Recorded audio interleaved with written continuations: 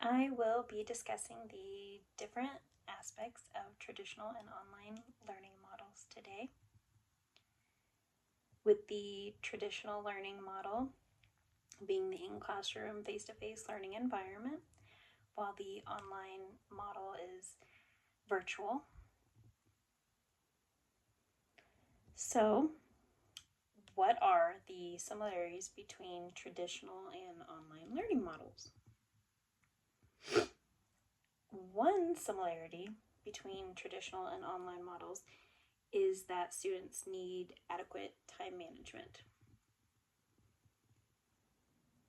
Another similarity between traditional and online learning models is that they require the same effort. You got to put in for the projects, the assignments, and communicating and engaging and everything. A difference between traditional and online learning models is that the online learning requires more interaction efforts from the instructors because of the lack of the social interaction. And in contrast, the traditional learning requires the face-to-face experience and the in-depth communication with the instructor. Now, another difference between the traditional and online learning models is that online learning is more student-driven, such as the students needing to take the initiative to do tasks independently with the provided information. Now, in contrast with that, the traditional learning model is more instructor-run or driven because they can engage more directly. Now, what are the advantages and disadvantages of each of these models?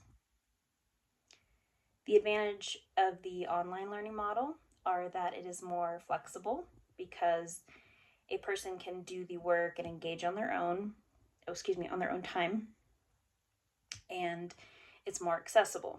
After all, a person can do online programs anywhere. The disadvantage are the lack of the social interaction and the environment, such as ensuring there are no distraction around, no noises, all that stuff. The advantages of the traditional learning model are that there are the social interactions, kind of the opposite, and a specific environment that is focused on the course itself. The disadvantage include the lack of flexibility, unlike the online, since there is a set time for the traditional in-person classes. So the adult learning theories, such as transformative and experimental, apply to each model by creating content that helps the students gain more understanding and critical thinking skills.